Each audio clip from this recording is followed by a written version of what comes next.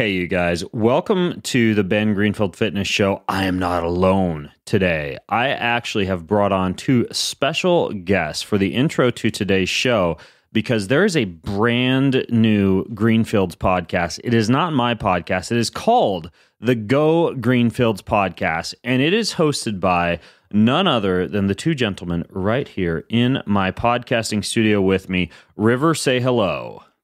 Hello. Taryn, say hello. Hi. These are my twin 9-year-old boys, River and Taryn Greenfields. Guys, what is the name of your brand new podcast? Go Greenfields. The Go Greenfields Show. That's right. And what is it exactly that you guys are doing in this brand new show? So we're like restaurant reviewing, and we are reading the menus, trying the foods, giving them ratings. And soon after we do that, we're going to be doing cooking tips.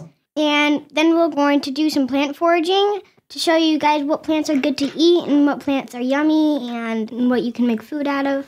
And it's amazing. We're going to all these local restaurants. So if you live in the Spokane or Coeur d'Alene area, you're going to get a lot of tips. But we've also got photos. We've got videos. And like the boys mentioned, instead of just reviewing local restaurants, we're making this really cool for you or for your kids because you guys are doing cooking tips, right? And plant foraging tips and all these things that go above and beyond just restaurant reviews. So we call it a podcast for your palate, right, fellas? Mm-hmm. And where can people go to learn more about your brand new podcast or to subscribe to it? GoGreenfields.com. GoGreenfields.com. Thanks, you guys. Thanks so much. Now get out of my office so I can read these commercials and tell people about the rest of the show. Aren't they just the cutest little things on the face of the planet? And they actually do have really, really good palates. And it's an awesome show, if I don't say so myself. Anyways, today's podcast is brought to you by Organifi. And Organifi is the company that you may best know as the folks who bring to you the best tasting greens superfood blend in the world. But they now have this brand new stuff. It's called Red Juice. And it is a big surprise here. It's red. It's like a red version of their green stuff. But they've added like acai berry and cordyceps, beet, pomegranate, all these blood-building red pigmented plants. And then they've put in a bunch of metabolism-boosting adaptogens like cordyceps and Siberian ginseng and rhodiola. So it really packs a nice little punch. It goes quite well with their green juice superfood powder if you wanted to just like make your head explode and do both into your smoothie in the morning, you could. But it's called acai and cordyceps infused red juice gently dried superfood powder. That's a mouthful. Anyways, you can get this stuff at bengreenfieldfitness.com/Organifi. That's bengreenfieldfitness.com/Organifi and use discount code BEN to get 20% off of any order. And Organifi is spelled with an I, by the way, Organifi. Hey, today's podcast is with Owen Griffith. And Owen Griffith is a guy who has really decoded this emotion of gratitude and all of the different feel-good hormones from oxytocin to serotonin and dopamine that gratitude can elicit, and the idea behind gratitude for better sleep and lower blood pressure and decreased inflammation, fewer aches and pains, and better relationships and increased longevity. So I think you're really going to dig today's show. In this episode of the Ben Greenfield Fitness Show, you know, you fill in the blank, right? I'll be happy when I get rich, or when I just get that promotion, or for some people it's when I get that perfect woman in my life, and then some people at the other end, I'll be happy when I get rid of that person in my life. I mean, it's crazy what people think they need to make them happy. Along with the gratitude journal, they have people write a gratitude letter. When they think about somebody in their life, a teacher or a relative, somebody they haven't thanked properly, and put some thought into it and write it and deliver it, they found that months down the road, they were still experiencing some of the physiological and psychological benefits from this. He's an expert in human performance and nutrition. Voted America's top personal trainer and one of the globe's most influential people in health and fitness. His show provides you with everything you need to optimize physical and mental performance. He is Ben Greenfield. Power, speed, mobility, balance. Whatever it is for you, that's the natural movement. Get out there. When you look at all the studies done, studies that have shown the greatest efficacy. All the information you need in one place, right here, right now. on the Ben Greenfield Fitness Podcast.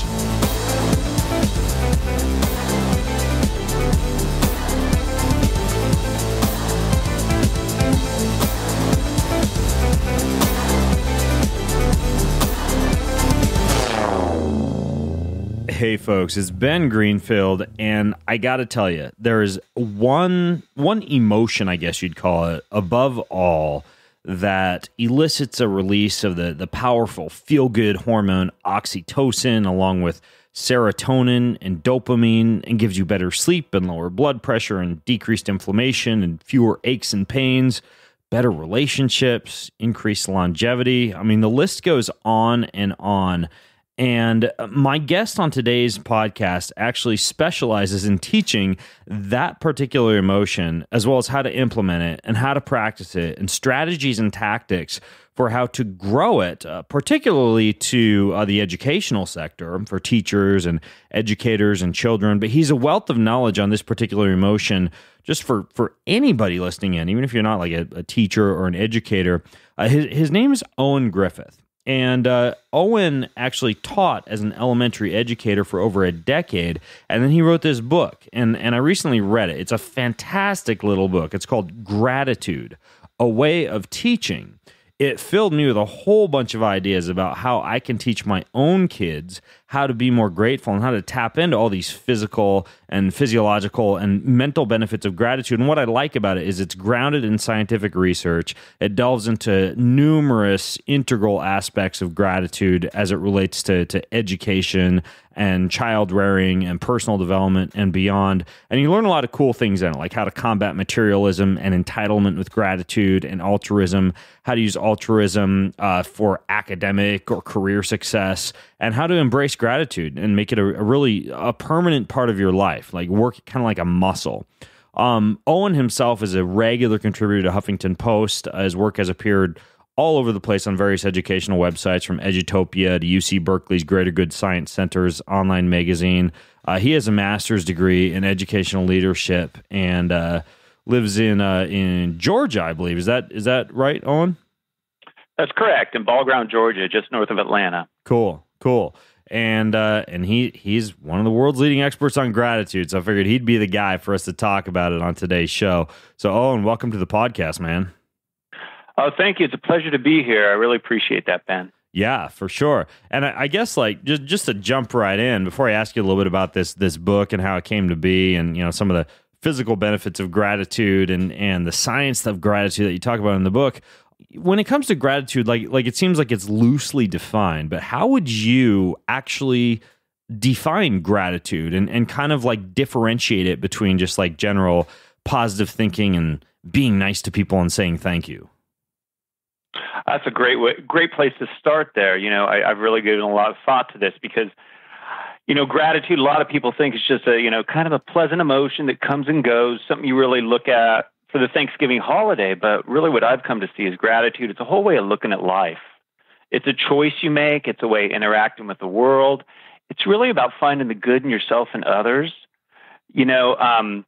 Like you said, that rigorous empirical research has shown that by really making some of these gratitude activities part of your life, you do get physiological and psychological benefits. You raise those positive neurotransmitters like you were talking about, as well as on the other end, you're decreasing those negative stress hormones like cortisol, and I like the way you said it was like a muscle too, because it is something that, we build up. And by finding some activity you really like, by doing it, by making it part of your life, it really does change the way you look at the world, and it does reap this cascade of benefits. Where on the other hand, you talked about positive thinking, and I think people do make that mistake of thinking it's the same thing. Positive thinking for me really is like put on a happy face, just be upbeat, just say everything's good. And that only goes so far. I mean, that's kind of superficial. It's like everything's okay. And we know that. We know even people who practice gratitude, you don't say everything's great. We know that there's challenges. We know that there's hardships in life. But that positive thinking kind of goes out the window when that happens. You say, I can't say, where gratitude, there's still ways to use gratitude even when you have challenges. And it's an authentic way of living life and looking at life. Yeah. And the way that I understand it is when it comes to gratitude, it's actually realizing or writing down or acknowledging when you have actually received something that wasn't necessarily deserved or wasn't necessarily earned, that's due to the actions of another person or another thing, like that actual perception of some positive personal outcome that's occurred to you as a direct response of something that just kind of came to you out of good karma, out of like grace or graciousness and kindness. Oh, that's well put. I really like the way you put that, because that leads right into one of the things that gratitude is most beneficial in our relationships. You know, instead of saying, hey, I'm grateful for my wife, I say, I'm grateful for learning about unconditional love. And she's, you know, we were celebrating 20 years of marriage. And, you know, you take it to that deeper level. You're right. There's a gift you've received. And you look at a cost-benefit analysis. You know, there's some research on this where you say, you know, what was the sacrifice made on this person to give me this? Or you say, what's behind, you know, this gift that I got? And as you would imagine, it makes you appreciate it on a whole new level. And then that person, you're more likely to connect deeper with them and be willing to reciprocate and be able to understand them and reach out to them, whether that's a wife or someone in your immediate family, a colleague you work with, or that clerk at Walmart. I'll tell you, one day, you know, it really rocked my world when a woman was checking me out at Walmart, and I just looked at her and genuinely, instead of just saying thank you, I said, hey, I'm really grateful. I know you have a really busy day. She looked stressed out. And she looked at me and she said, you know, this is my second job. I only do this because I'm putting my son, who's in high school, I'm putting him through this tutoring so he can get into a school that I know will take care of him when he gets to college age.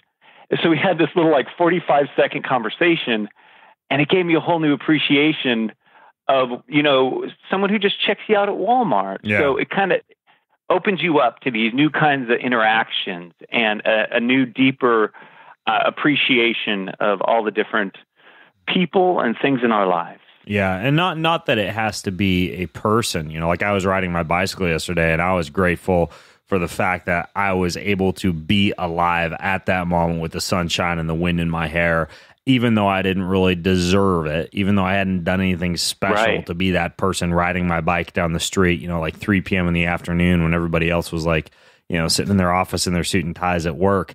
But I had that sense of gratefulness overwhelm me. And it wasn't towards any one specific person. It was just like, you know, whether you want to consider it to be the universe or whether you want to consider it to be the creator or God or some circumstance that has brought you into that situation that you're in, simply being grateful for where you're at based on the fact that you've been given an opportunity that perhaps you didn't deserve to be where you're at is incredibly powerful, and even leads to some of the things you get into in chapter 1 of the book, which I really like, Owen. You delve into some of the pretty surprising physical and physiological benefits that science has identified occurs when you're grateful. Can you talk about some of those things? I mean, you talk about like cardiac effects. You talk about neuroplasticity. I'd love to hear your thoughts on some of these things you write about in chapter 1.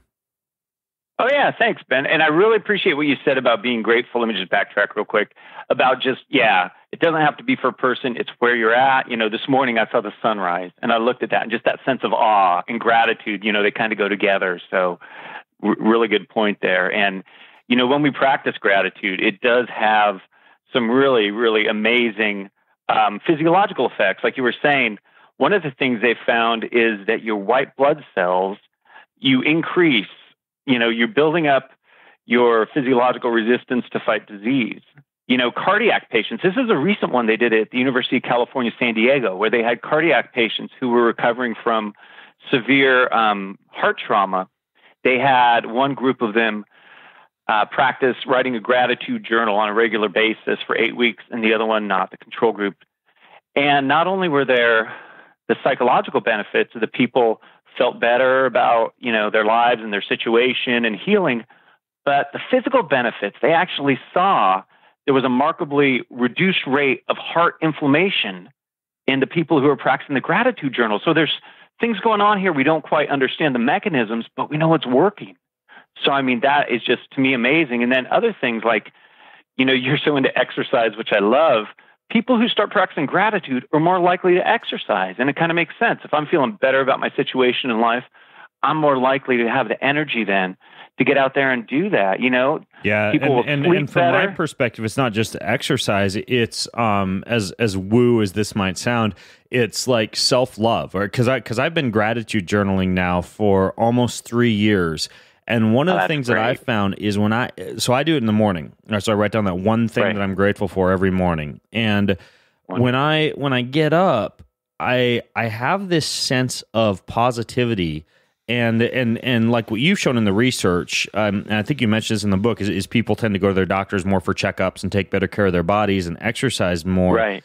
But what I find is I even go out of my way to do things like, stuff I've talked about on the show before when it comes to like detoxification and more intense care of the body, like coconut oil pulling for my teeth when I normally wouldn't do that, or like visiting the sauna and doing things like dry skin brushing or foam rolling, or, all these little things, because it's like I appreciate my body more. And then you turn around and you look at the research, like the stuff that you talk about, it turns out that that's not just an anomaly, that people who do something as simple as write down what they were grateful for each morning, they actually go to the doctor more, they take better care of their bodies. And so you get the increase in white blood cells, and you get the better sleep and the better duration and quality of sleep, the reduction of stress hormones like cortisol, but then just this overall sense of, hey, I'm going to take better care of myself because I'm just freaking grateful. Yeah, that's put so well, those healthier choices.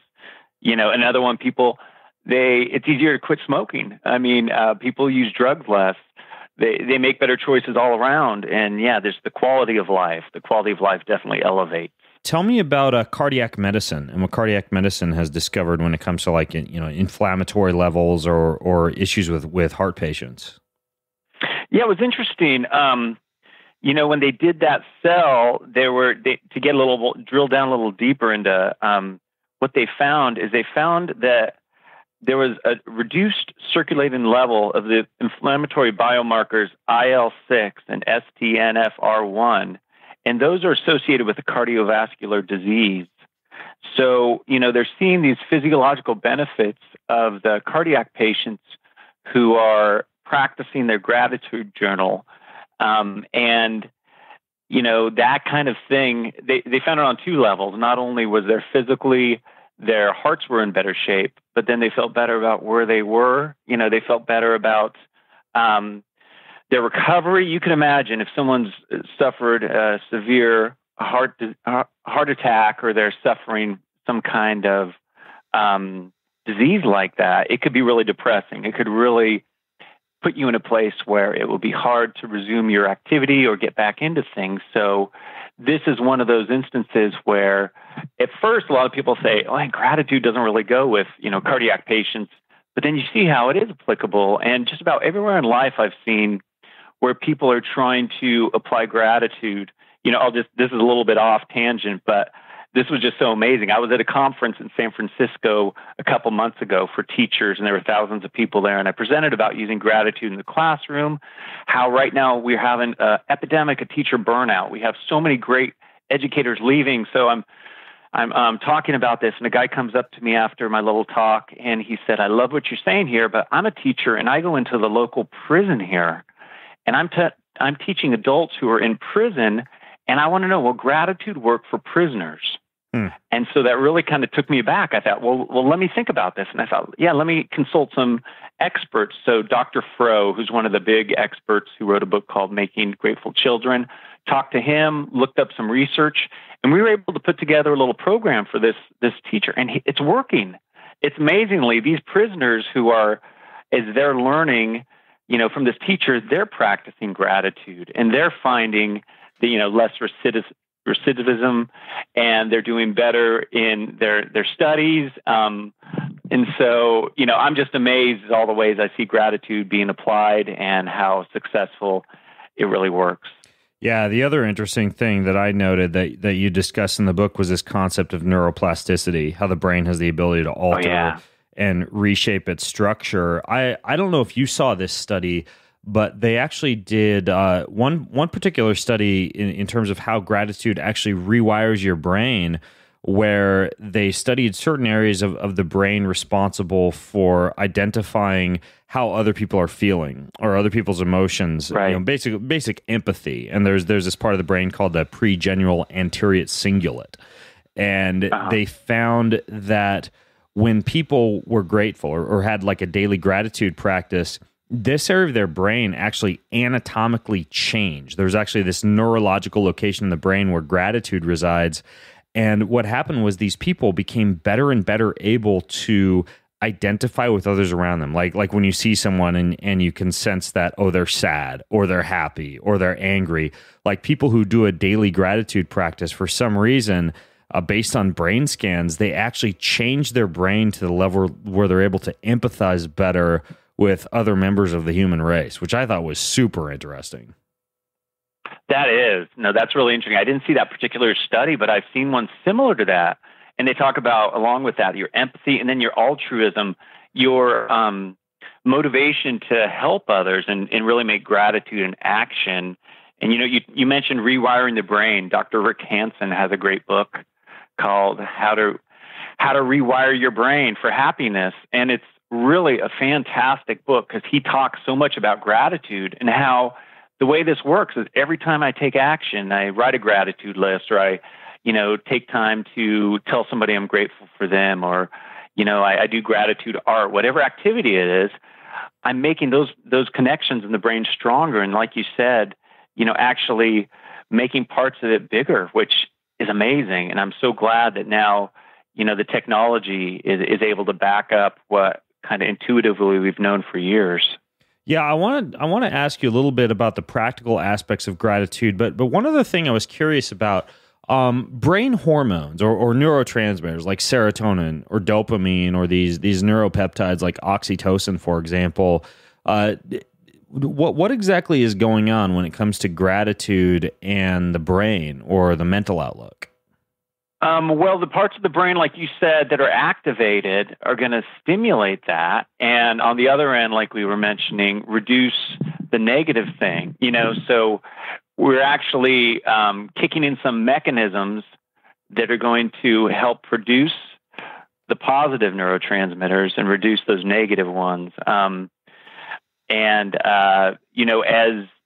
As brain research neuroscientists are getting more into that, they are able to articulate the actual mechanisms that are going on there. And that's one of the most exciting things about this is that new research is coming out all the time that's able to really explain the way that's going on. Yeah, they recently did one I saw on this gene CD30A, which causes you to release oxytocin, which is like your trust or your love hormone that would typically get released like when you're hugging someone or making love, right. Or like women release it when they're with their baby or with their breastfeeding it. And they actually found that gene got upregulated. And that's they did it on couples. And when couples told each other, looked into each other's eyes and told each other what they were grateful for about the other person, they actually saw this upregulation of this gene, which is really interesting to me. I was actually talking with my wife about this last night. How children who grow up with stressed mothers, even if that mother was stressed before she even became pregnant with that child, those children are more prone to violence and fear and anger due to this idea of epigenetics, meaning that your environment and your emotions can actually change not only your gene expression, but your children's gene expression.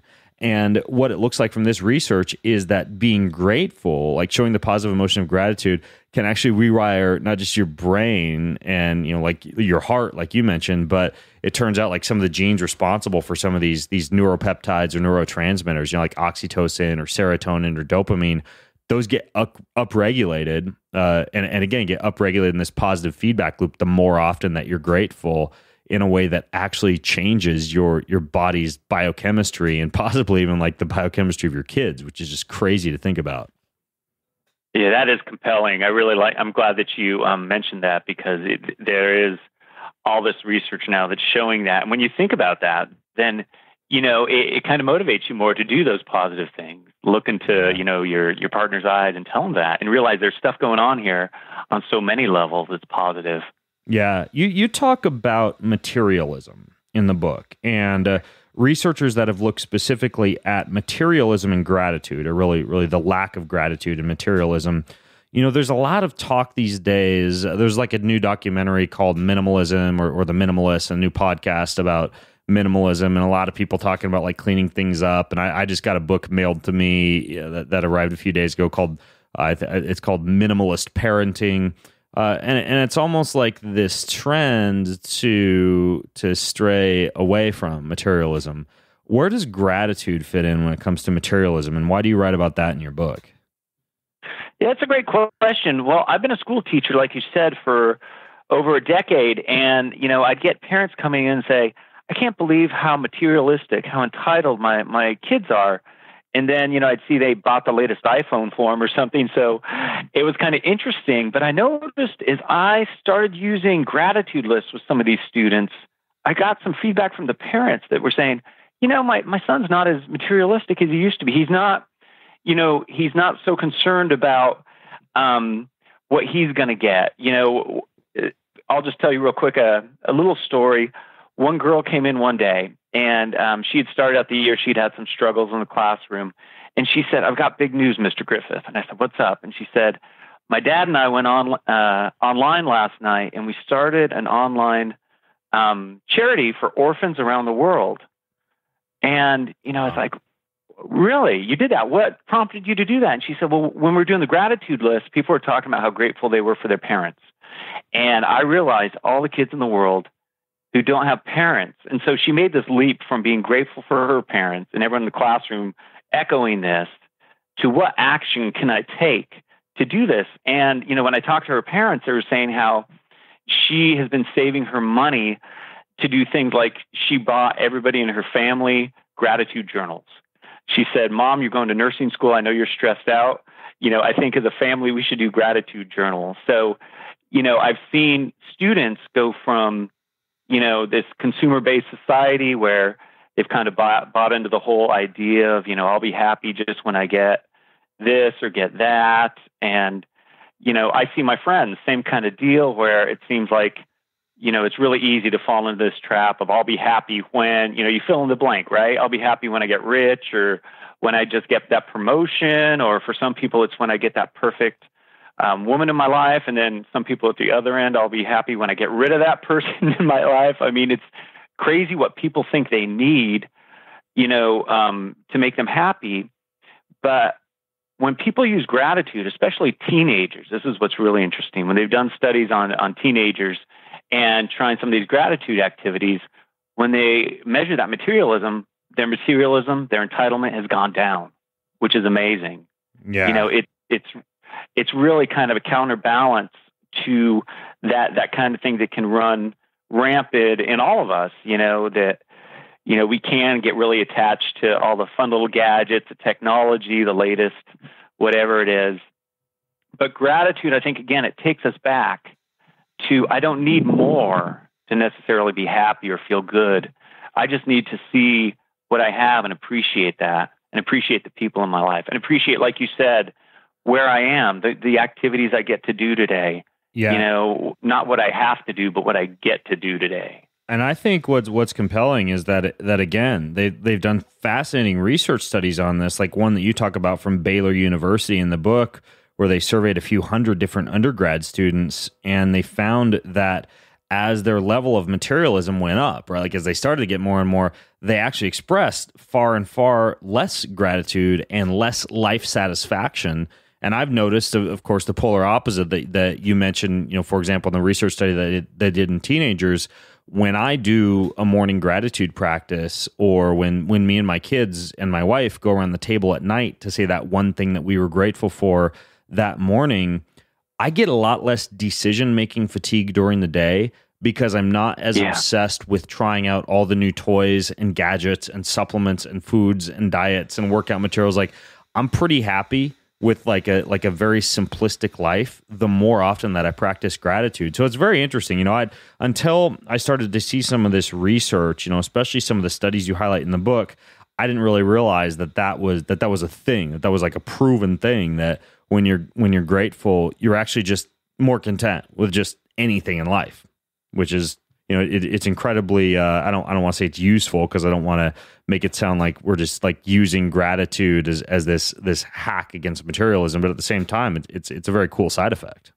Oh, it definitely is. It definitely is. You talked about, opening up those neurotransmitters. There's a whole cascade effect, I think, on the physical and the anatomical side, but then on the psychological side and the spiritual side, when I practice gratitude, I do feel a lot less entitled. I'm willing to wait in line and I don't have to hurry up and get through that. I'm a much more polite driver. I'll let someone come in front of me, Right. And just the way I'm interacting with the world is a lot more, it's a lot more peaceful. It's a lot, because I'm coming from a place of contentment versus I got to hurry and get to that next place. I got to, get out of my way. I'm an important person. I need to do that, and the things I have, I think one of the things that I really find is when I practice gratitude, the simple pleasures of life are deeply satisfying. I don't need that big, that trip to Europe or, whatever big thing,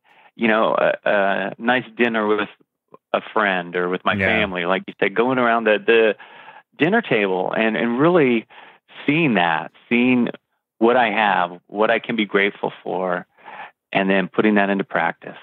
Screen time and technologies and smartphones are obviously a big part of today's culture, and you talk about them in the book. You have a whole chapter devoted to gratitude and technology. What's the link between gratitude and technology? Well, yeah, it's interesting you asked that, because it kind of piggies back on the end of entitlement. We noticed a lot of the students who were so entitled were the ones who were spending so much time, with their iPhones, on playing games.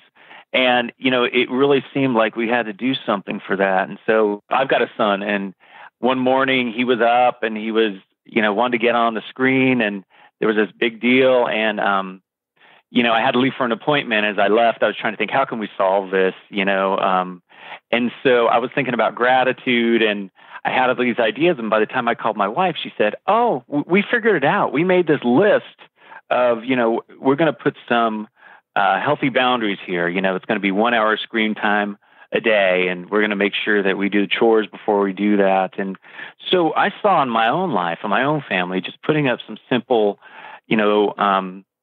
limits on that, and also making sure to get outside. It's funny. We had, where I live in a cul-de-sac here, we had an outage of the internet, and it was a beautiful afternoon, and I just happened to be outside, and I saw all the neighbors start to come outside, and the kids were playing.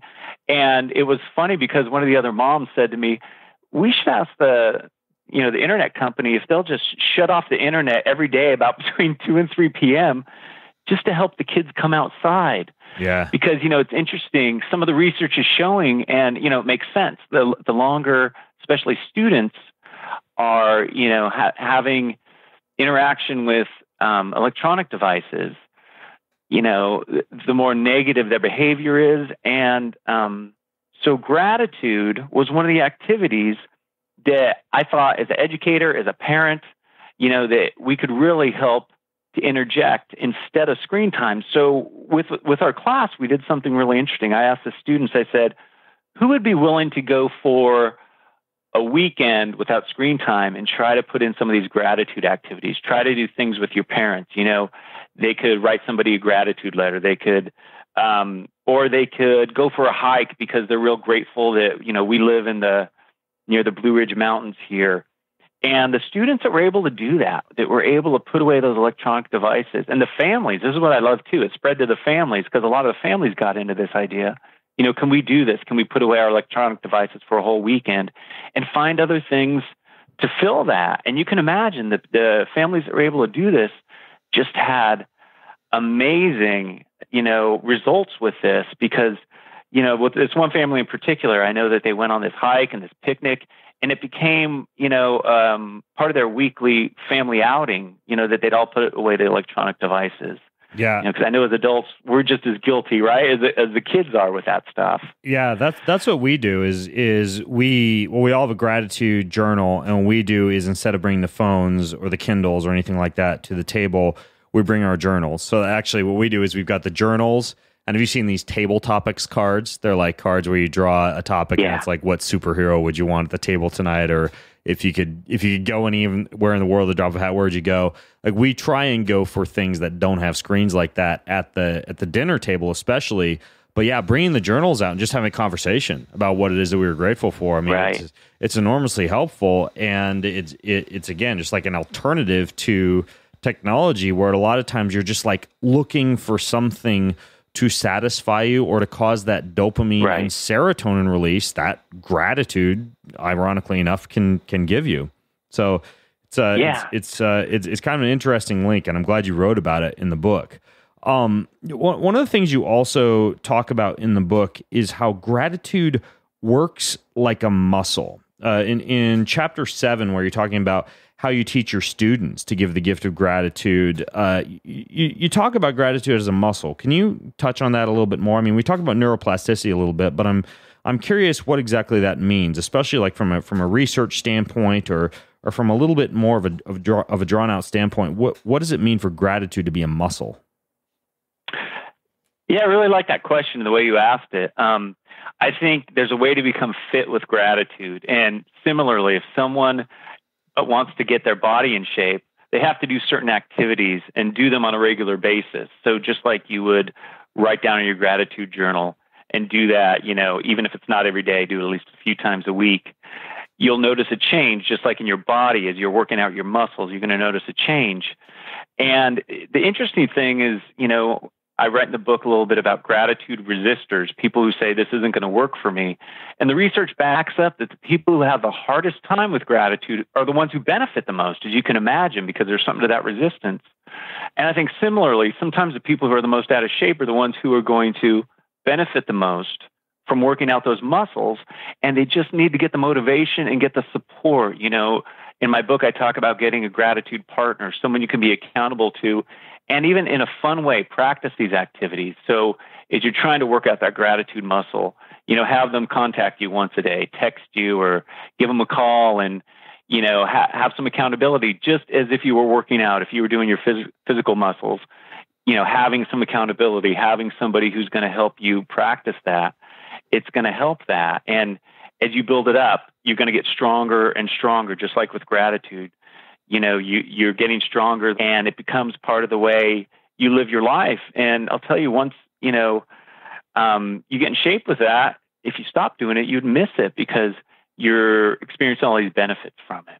Yeah. I guess it returns partially to that concept that it rewires parts of the brain. Right.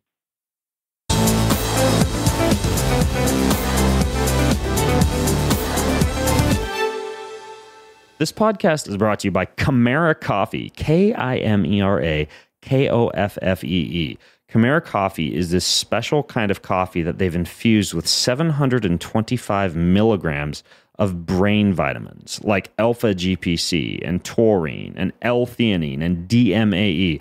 All these things have been proven to help you increase focus and power output and cognition. They blend them all together in coffee, so it helps to prolong coffee's dopamine effect and reduce any type of anxiety or jitteriness from the coffee. They grow it on a coffee plantation that's 5,000 feet high, and it's run by the same family for over 40 years. So these are some really dang fancy, good, nicely tasting coffee beans. And you get 10% off of anything from Chimera Coffee. You go to chimeracoffee.com and you use code BEN. That's KIMERAKOFFEE.com and use code BEN to get 10% off. So check it out, chimeracoffee.com. This podcast is also brought to you by On It. Now, there's a whole bunch of different things that On It makes, from supplements to foods to fitness to apparel to personal care. But here's one that I use quite a bit, and my kids use it too. See, my kids do jiu-jitsu, and they're even doing a little bit of MMA now.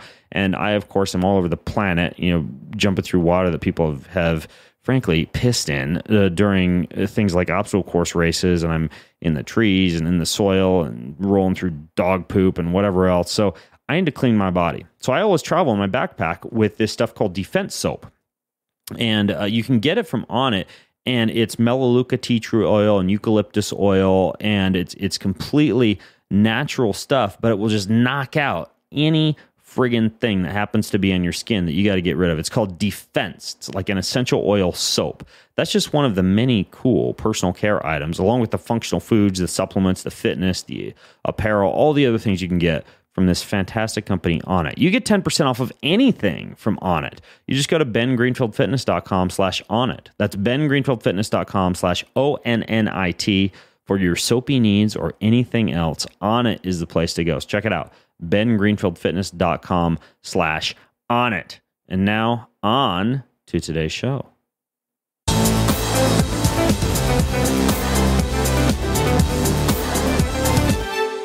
Did you see the study that they did at the Shoah Foundation with all these Holocaust testimonies? No, I didn't. Okay, this was really interesting one. They actually showed a group of study participants a whole bunch of these brief vignettes in which they were essentially people who had been through the Holocaust talking about people who had helped them out, like a woman at the immigration agency stamping the passport so someone could flee to England, or someone receiving a new pair of shoes during a wintertime march. And what they did was, for every participant who was watching these vignettes, they asked them to immerse themselves in the context of the Holocaust. Like, imagine how they would feel if they were in the same situation, and then rate how grateful that they felt. And they had an fMRI machine recording their brain activity. And they were showing enhanced activity in two primary regions of the brain, two cortices in the brain, the anterior cingulate cortex and the medial prefrontal cortex. And those are all the areas of the brain we were talking about earlier, right? Associated with altruism, empathy, and interpersonal bonding. And what they found was that these folks actually did indeed show increased levels of activity in these areas, but then they continued to show it. Like they measured them. I think it was a few months later that they measured them again, and they were continuing to show these profound and long-lasting neural effects, meaning that it was as if the gratitude had grown within their brains, almost like I don't want to say a tumor, because that's probably a horrible word to use, but it really did create this positive feedback loop, showing that, like, the more you practice gratitude and the more grateful you are, the more your brain changes. And there's never been a study on this, but I would suspect that it would also cause the same thing with like serotonin and dopamine and oxytocin. As you increase areas of activity in those areas of the brain, you would probably see continual like upgrades in surges of some of those positive hormones or positive neurotransmitters. Oh, yeah. Yeah, and that's a fascinating study. I'll have to look that up. But yeah, I know that some of the simple studies they've done where, along with the gratitude journal, they have people write a gratitude letter when they think about somebody in their life, a teacher or a relative, somebody they haven't thanked properly, and put some thought into it and write it and deliver it. They found that, months down the road, they were still experiencing some of the physiological and psychological benefits from this. And then they did this to just show how powerful the action is. They said, what if you write it and don't deliver it? And they still saw those benefits. So, any of these actions, it's amazing, the long-lasting positive consequences of doing them. Yeah. You have a strategy that you talk about in the book when it comes to mindfulness and gratitude, specifically regarding silence and mindfulness and gratitude.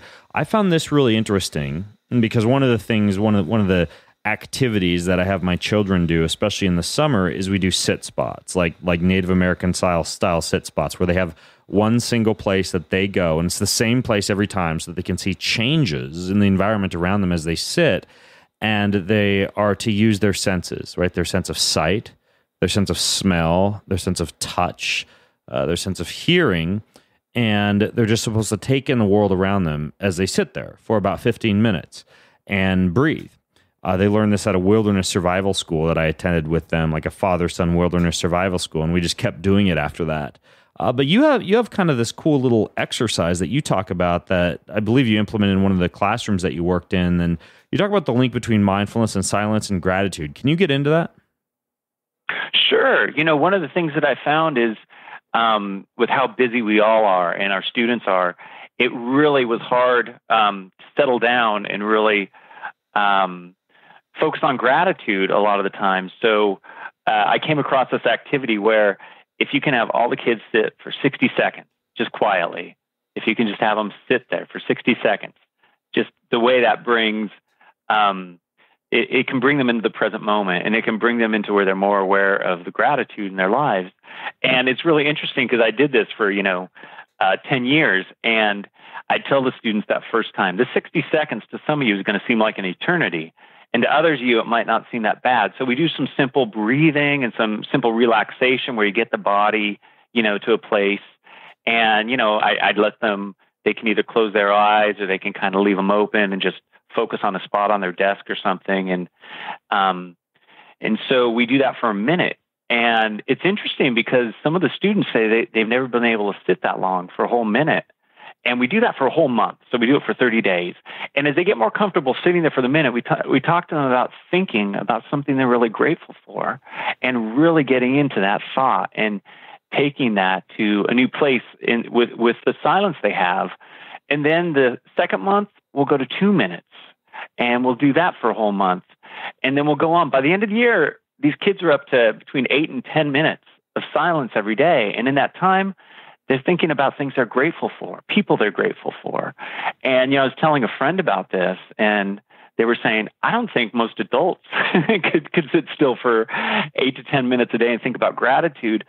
But I'll tell you, for the classroom, I watched this transform our classroom to where we were all more peaceful. The kids got along better. It was easier for all of us to concentrate on the work at hand.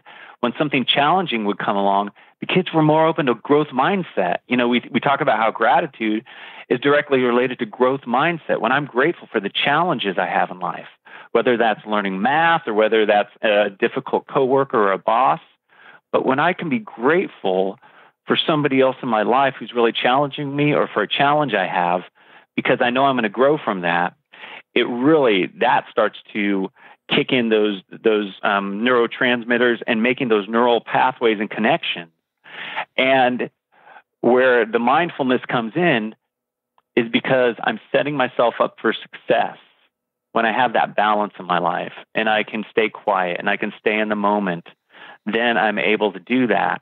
And as I taught these fourth graders, at the end of the year when I would reflect and I'd ask them what were some of the most important things they learned in my life, so many of them would come back to that, the gratefulness, being comfortable with silence, the mindfulness. And I have students now who are in college, and they get back in touch with me in their lives, the choices they've made and the connections that they still have to these practices. It's great to see, that it's still important to them because they've seen how effective they are as they go through their teen years, and now they're adults. And, so it's great to see it actually work throughout kids' lifetimes. Yeah, those three things seem to work really synergistically: breathing, silence, and gratitude. That's actually something that we now do as a family before dinner each night, because Mom makes these fantastic dinners and they smell amazing, and all you want to do is just open your gaping maw and just shove it all into your mouth at once when you sit down to the table. But what I have everyone do is we go around, we say that one thing that we were grateful for that morning, and then everybody does 3 breaths, one deep nasal breath in, and then out through the mouth, and you can smell the food. And again, all you want to do is eat, but you force your body to slow down. Then you go again, in through the nose, out through the mouth, in through the nose, out through the mouth, and then we bless the food, and then we eat. And combining gratefulness with silence and then mindfulness about what it is that you're going to eat, it's crazy. I mean, and there's a lot of talk out there actually in the the IBS, IBD, irritable bowel, gastric issues, ulcers, that type of sector, that a big part of that is simply eating stressed or eating in a hurry. And I feel that incorporating gratefulness and mindfulness and even silence right before a meal has helped me tremendously with, as stupid as it may seem, just digestion and the way that you feel and the level of appetite satiety after something as simple as a meal. Yeah, that's a great point. That really is. And doing it as a family, I mean, how powerful that is. And, I'm giving my students those skills. You're just building up in yourself, in your wife and your kids.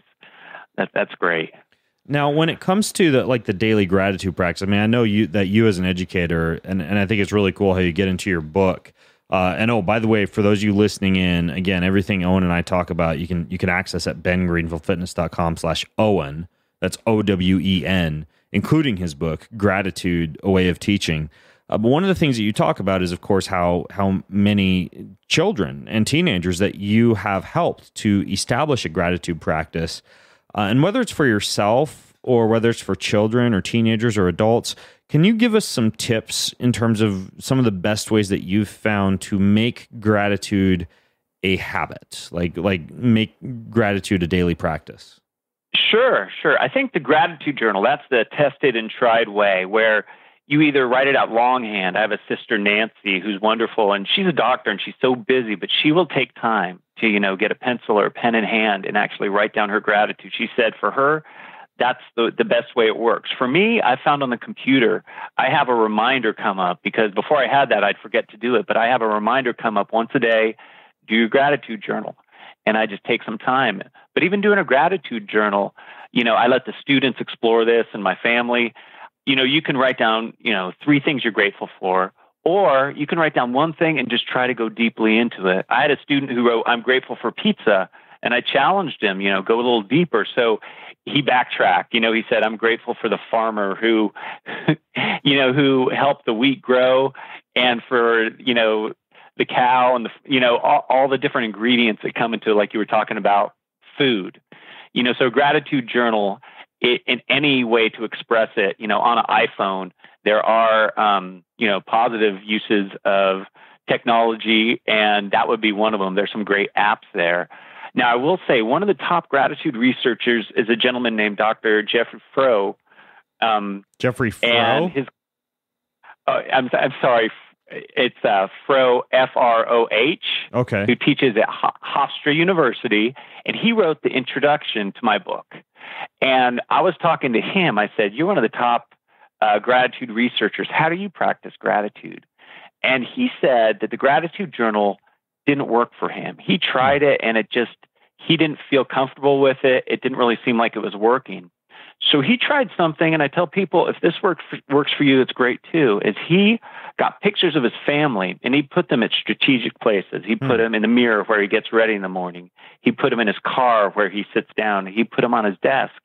And he told himself, every time I see one of these pictures of my family, I'm going to think of 3 things I'm grateful for about my family. And he says that works for him. Wow. I think finding our strengths or finding our student strengths or the people in our family, their strengths. I know I had a student who was a great artist, and she would ask, instead of writing a gratitude journal, can I draw? Can I express my gratitude through drawing? And I said, I think that's great. As long as then you verbalize it to me, I think that's great, because I think having to articulate what you're grateful for, whether it's writing it or verbalizing it, I think that, that's really important. I love the idea of writing a gratitude letter to somebody or a gratitude visit. Those are things that you can do. And today on our cell phones, another positive use of technology is, I'll write out to 100 people, I'll send a text, what are you grateful for today? And I get back, oh, thank you for asking me. Thank you for reminding me about gratitude. You can do that. That's awesome. That's actually my voicemail, as I tell people when they call me and they leave a voicemail. If anybody out there has ever called me, you know this.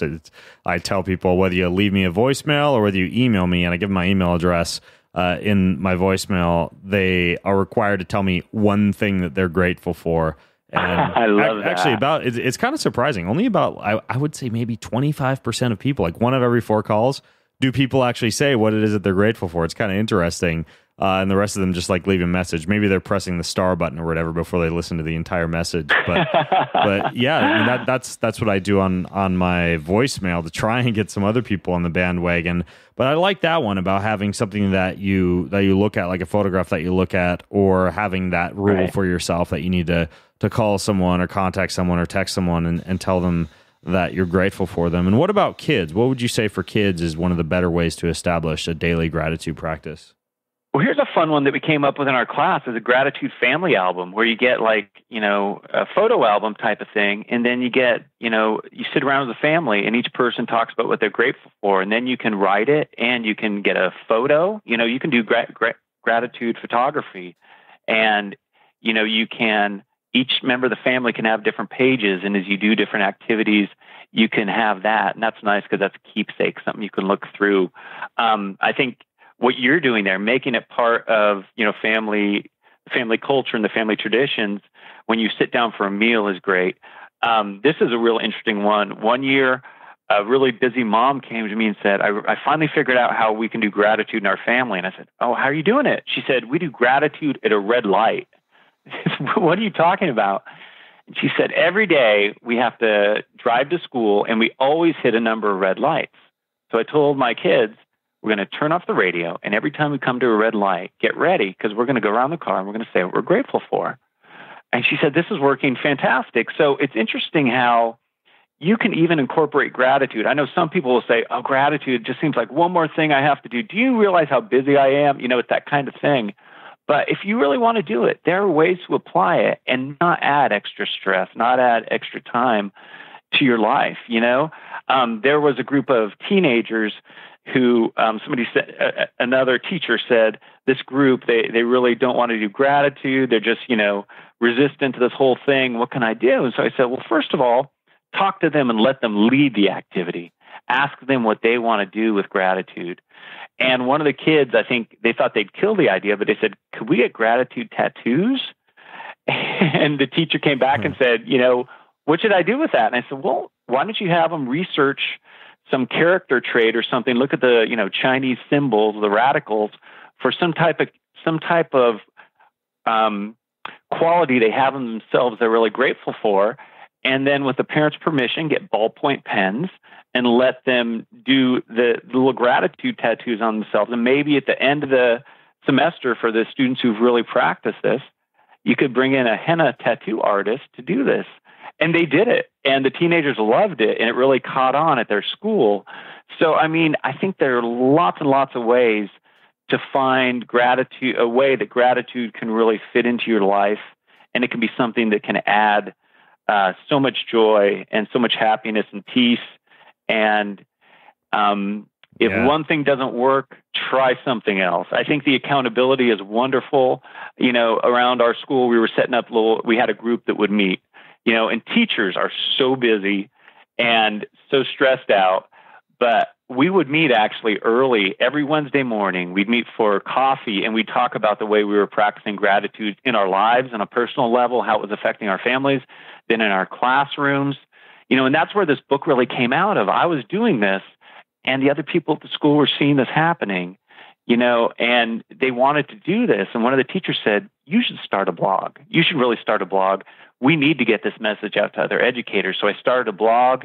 It really took off. I love to see, teachers in Russia, teachers in France were starting to read about how they could practice gratitude. And then I put a little how-to article on Edutopia, which is George Lucas's website for educators.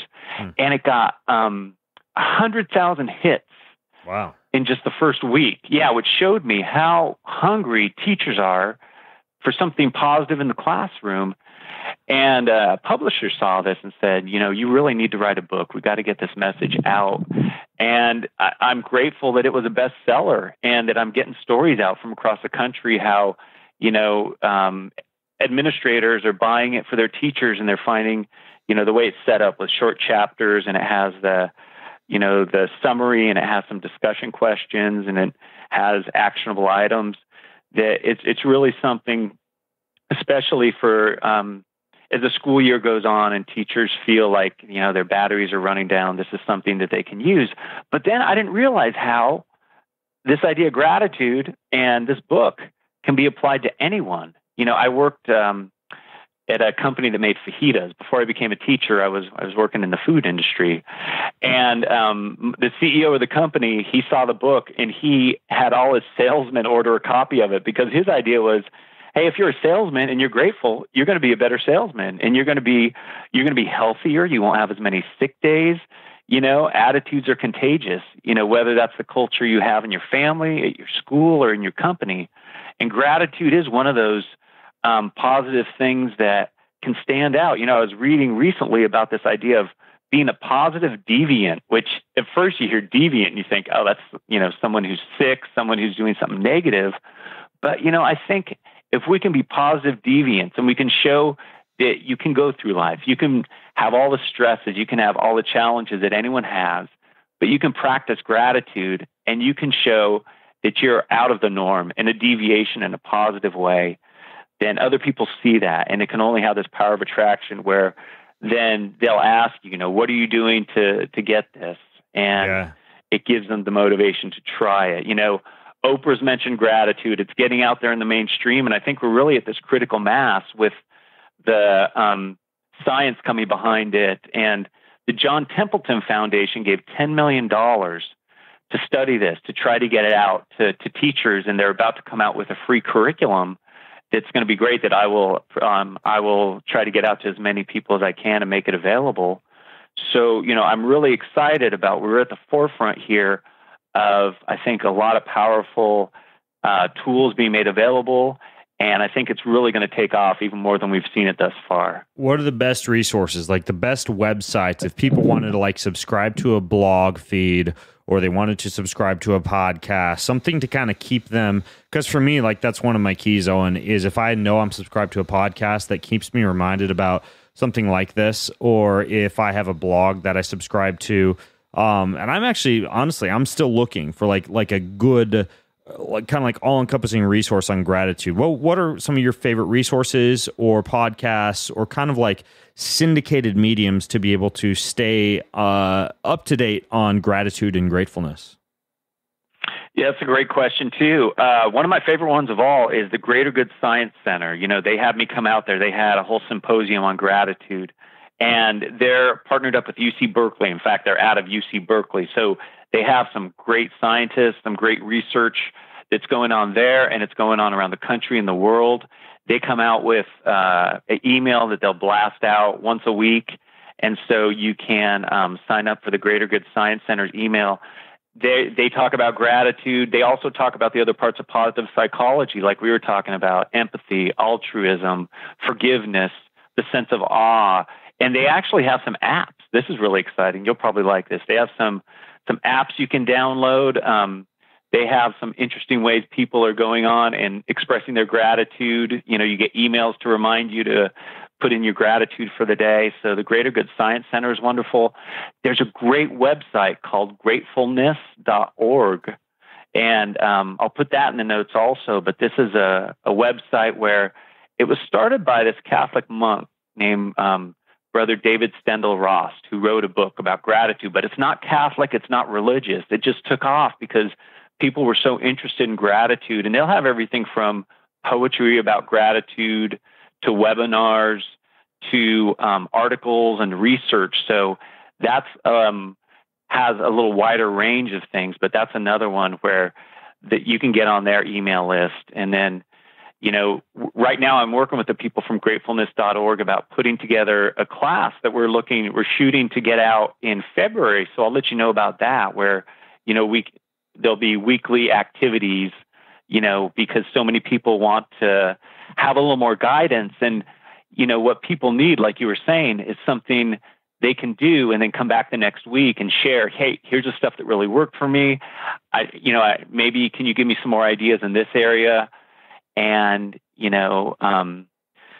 that's kind of, it's establishing some kind of long-term activities that can really, really help people, make this not just a passing fad or something they're just going to try and give up on, but something that will stay with them. I like it. And do you know if either of those websites have podcasts?